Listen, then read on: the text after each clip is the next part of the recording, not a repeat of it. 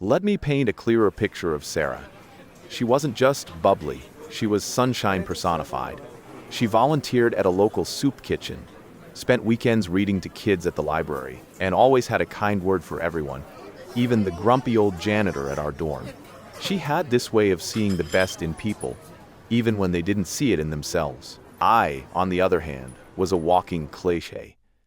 Black clothes, perpetually scowling, convinced the world was out to get me. Ironic, right? Considering what actually happened later, our first date was a disaster. I took her to some pretentious art film that I thought would impress her, but she just ended up bored and confused. I felt like a complete idiot. But then, after the movie, she dragged me to a dive bar with a live blues band. She danced like no one was watching, and for the first time, I saw her truly let loose. It was intoxicating.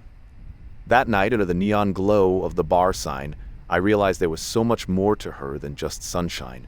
There was a fire, a passion, that burned just as brightly as my own angst. The internships were a pressure cooker. New York was exhilarating, but also brutal. The city chewed you up and spit you out if you weren't tough enough. I was constantly hustling, trying to prove myself to the established artists who seemed to look right through me. My mentor, a grizzled old sculptor named Leo, was particularly harsh.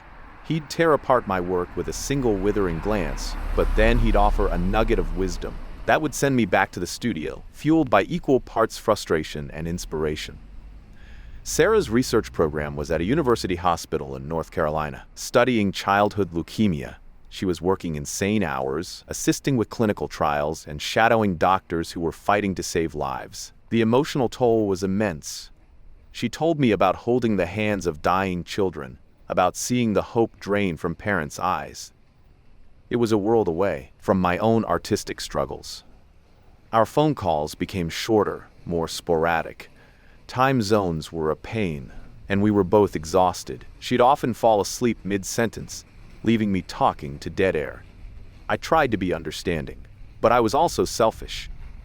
I wanted her attention, her support, her unwavering belief in my talent. I wanted her sunshine to chase away the darkness that was creeping into my soul. Maya was a force of nature. She was everything Sarah wasn't. Edgy, cynical, and unapologetically herself. We bonded over our shared love of photography and our mutual disdain for the art world's pretentiousness. She saw something in my work that others didn't, a raw vulnerability that she encouraged me to embrace. The night it happened, we were at a rooftop party in Brooklyn. The city lights twinkled below us, the music pulsed through our veins, and the alcohol flowed freely. I was feeling insecure, doubting my abilities, missing Sarah. Maya saw it all. She offered me a cigarette, a listening ear, and a shot of tequila. One thing led to another, and we ended up back at her apartment. I remember waking up the next morning with a pounding headache and a stomach full of regret. The guilt was overwhelming. I knew I had to tell Sarah, but I was paralyzed by fear.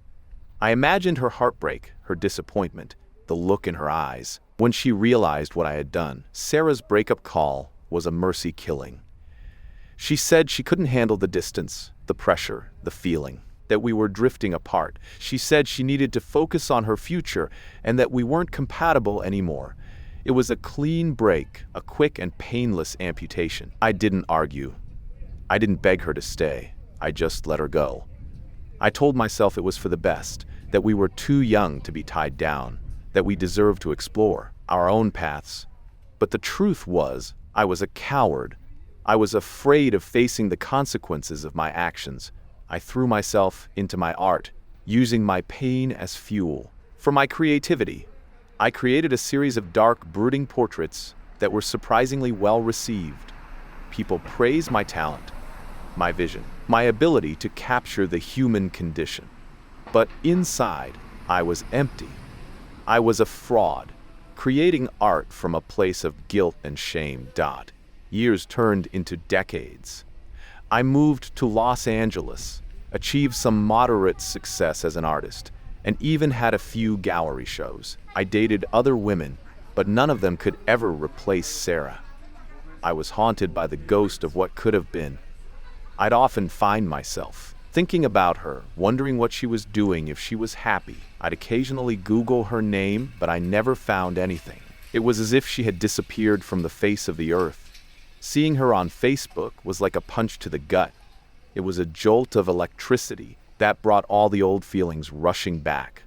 I hesitated for days before deciding to go to the fundraising event.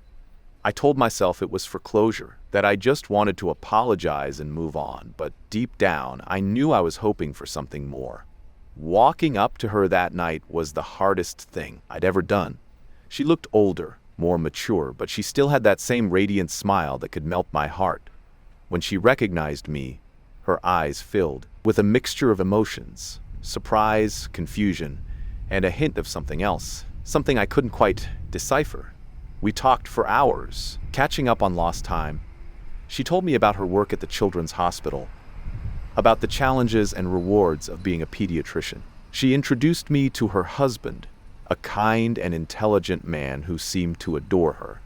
I could see that she was happy, that she had built a good life for herself, and that made it even harder to confess. My confession was a dam breaking. All the guilt, the shame, the regret, it all came pouring out. I told her about Maya, about how much I regretted hurting her, about how I'd never stopped thinking about her. She listened patiently, her expression unchanging. When I finished, she took a deep breath and said, "Thank you for telling me. I appreciate it." Then she paused and her voice dropped to a whisper. "There's something you should know too." The words that followed shattered my world. The pregnancy, the baby girl, the genetic disorder, the short and painful life. It was a tragedy of epic proportions, and it was all my fault. "If you hadn't cheated on me," she said, her voice trembling, "if we hadn't broken up, maybe things would have been different. Maybe I would have had the support I needed. Maybe she would still be here." Those words echoed in my mind over and over again. They were a constant reminder of the devastating consequences of my actions. I had robbed her of her happiness, her child, her future, and I could never, ever make it right. I left the event that night a broken man. I haven't spoken to Sarah since, and I probably never will. I don't deserve to. I carry the weight of her pain, the weight of my daughter's short life, the weight of my own unforgivable mistake. I continue to create art, but it's different now. It's darker, more introspective, more haunted. I try to use my art to help others, to raise awareness for children with genetic disorders, to give back to the community. But it's never enough. It can never erase the pain, the loss, the regret. The moral of this story: there isn't one. Life isn't fair. Sometimes good people make bad choices, and those choices have consequences that ripple through time, affecting everyone around them. And sometimes there's no redemption, no forgiveness, no happy ending. There's just the weight of the past, a constant reminder of the mistakes we can never undo. And that, my friends, is a burden I will carry for the rest of my life.